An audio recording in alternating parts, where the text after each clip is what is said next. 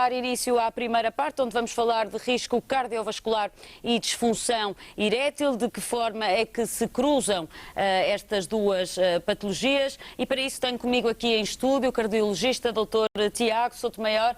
Sr. Doutor, seja muito bem-vindo ao consultório, sei que é a primeira vez que está aqui connosco, agradeço-lhe a sua presença. Doutor, vamos abordar aqui o tema do Dia Mundial do Coração de uma forma um pouco diferente, não nos vamos dedicar só ao coração. Vamos começar por perceber o que é que tem de semelhante, digamos assim, estas patologias, a disfunção erétil e a disfunção cardiovascular. O que é que as une? Boa tarde. Em primeiro lugar, os meus cumprimentos aos telespectadores e agradecer-lhe o amável convite para estar aqui presente. E naturalmente essa é a pergunta que está na cabeça dos telespectadores: o que é que está um cardiologista ali a fazer, a falar de disfunção erétil? Pronto, e para isso eu vou sistematizar de que forma é que a cardiologia se relaciona com a sexualidade. Já vou alargar um pouco o âmbito da questão que me colocou e explicar que a cardiologia relaciona-se com a sexualidade em três aspectos. O primeiro, porque o cardiologista é o médico responsável por fazer o acompanhamento e o aconselhamento sexual das pessoas que já têm doença cardíaca. São pessoas que é uma população que tem mais disfunção sexual, e vamos perceber mais à frente porquê.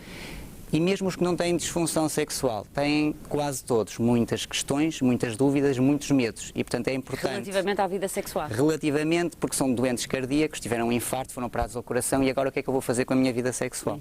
E, portanto, é o papel do cardiologista em informar, em discutir, em conversar sobre essas dúvidas e esses medos e orientar para que o doente cardíaco tenha uma atividade sexual tão gratificante quanto possível. Em segundo lugar, a cardiologia relaciona-se com a sexualidade pela questão dos medicamentos. Nós sabemos que 25% da disfunção erétil é causada por medicamentos, e dentro dos medicamentos que estão mais vezes implicados como causadores da disfunção erétil, estão muitos medicamentos utilizados pelo cardiologista para tratar as doenças cardiovasculares. Portanto, é um cenário relativamente comum termos à nossa frente um paciente que tem disfunção erétil, que está a ser tratado com medicação cardiovascular, por exemplo, e estamos a falar de medicamentos comuns, alguns medicamentos para a hipertensão, para os triglicerídeos elevados, alguns antiarrítmicos, e, portanto, o cardiologista é chamado a ajudar nessa situação para, em primeiro lugar, perceber se há ou não relação entre o medicamento que está a fazer e a disfunção erétil, se há ou não uma relação causa e efeito, e se ficar convencido que sim, que há essa relação causa e efeito, então está aí mais um papel do cardiologista, que é tentar, dentro do possível, substituir a medicação cardiovascular por outro que proteja de modo igualmente eficaz o coração. Que não tem implicações. Precisamente, mas que não tenha esse efeito lateral indesejado. E há o reverso da medalha, que é, temos medicamentos que são utilizados para a disfunção erétil, são medicamentos vasodilatadores, portanto está a ver que vão ter efeito cardiovascular.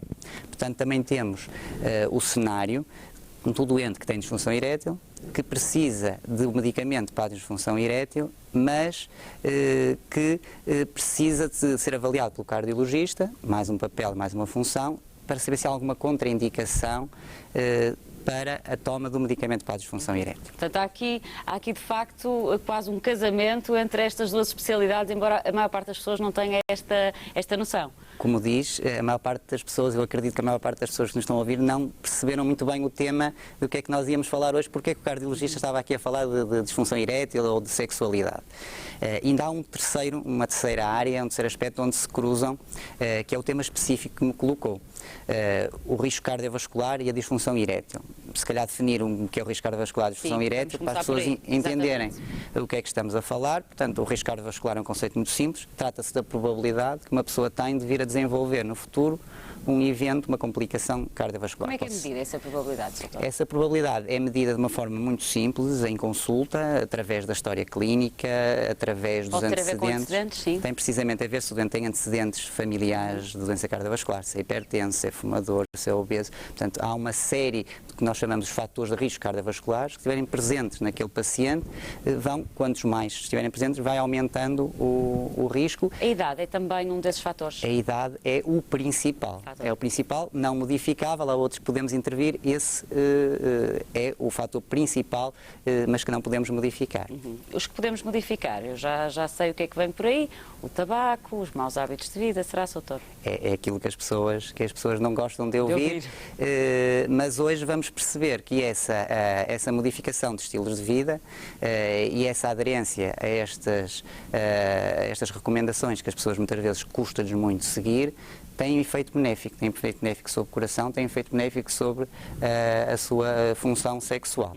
Falando agora então da disfunção erétil. A disfunção erétil consiste em a incapacidade de iniciar ou manter a ereção que permita uma relação sexual satisfatória. É aquilo que chamamos de impotência sexual. É aquilo que Soutor? vulgarmente se chama impotência sexual, embora no conceito médico de impotência tenha a ver com uma disfunção erétil severa, mas aquilo que vulgarmente as pessoas conhecem por impotência é aquilo que em termos médicos se designa por disfunção erétil. E se 25% dos casos da disfunção erétil são provocados por medicamentos, a causa ainda mais frequente da disfunção erétil é a causa vascular. Ou seja, na maior parte dos casos, a disfunção erétil resulta de uma doença dos vasos do pénis. Ora, se os vasos do pénis estão doentes e não permitem se dilatarem o suficiente para o que é a ereção. A ereção é um mecanismo vascular. Trata-se de artérias que dilatam, o pénis é preenchido por sangue, fica ereto e depois o sangue preenchido é que dá a forma ao pénis ereto. Portanto, quando esses vasos estão doentes, esse mecanismo não funciona de forma adequada e ocorre a disfunção erétil. E, portanto, se os vasos que levam sangue ao pénis estão doentes, na maior parte das situações, os vasos que vão levar sangue ao coração ou ao cérebro também vão estar doentes. E, portanto, é fácil de perceber porque é que as pessoas, o grupo das pessoas com disfunção erétil têm um risco aumentado de ter um infarto, um AVC, morte súbita cardíaca ou qualquer outra complicação cardiovascular. Portanto, quando ao ouvir tudo isto, Soutor, podemos dizer que a prevenção deve estar em primeiro lugar, quer num caso, quer das pessoas que sofrem de problemas cardiovasculares, quer das pessoas que sofrem de disfunção erétil. Devem estar prevenidas, de certa forma, para esta problemática. Precisamente. Isso até, este conhecimento que eu estou agora a comunicar, até nos ajuda a nós cardiologistas como fator motivacional. Porque eu tenho à frente um paciente e depois depende muito se o paciente que está à minha frente é chamada prevenção primária, ou seja, nunca teve doença cardíaca, esse doente é o mais difícil de motivar, ou aquele que já teve um infarto está muito mais receptivo. Claro. Agora tenho uma segunda arma para motivar as pessoas a deixarem de fumar, a fazer exercício físico, a terem uma alimentação adequada, a controlarem o peso, tudo aquilo que as pessoas no fundo já sabem. Que são os fatores de risco para as doenças cardiovasculares. Cardiovasculares. E eu posso dizer às pessoas que nós hoje sabemos que ao fazer essa prevenção, está a ter um duplo ganho. Está a fazer prevenção da doença do coração e está a fazer prevenção de